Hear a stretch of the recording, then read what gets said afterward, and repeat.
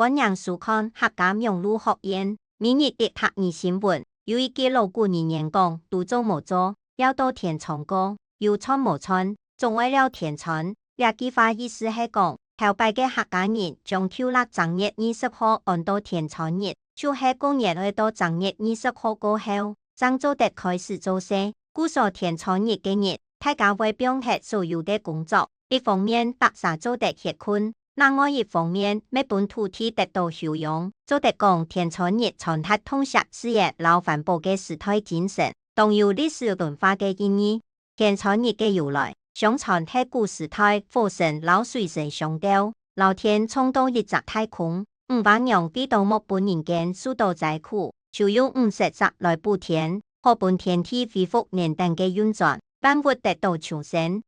故說當到客家人十分重視天窗日，有到客家鄉鎮為第一日舉辦山歌比賽，尤其新竹縣竹東鎮客家山歌比賽歷史悠久，已經舉辦超過50多年。天窗日包含豐富嘅民間信仰意義，還有表現客家人嘅文化精神，透過舉辦慶祝活動，做得傳承一份對此嘅老天體尊崇嘅情懷。以上係客家用語學院嘅報道。接下來要教大家今本日的每日一客語了天窗，了天窗，頭擺客人有了天窗嘅風俗，頭擺客人有了天窗嘅風俗，唔學為忙，下一擺章來了。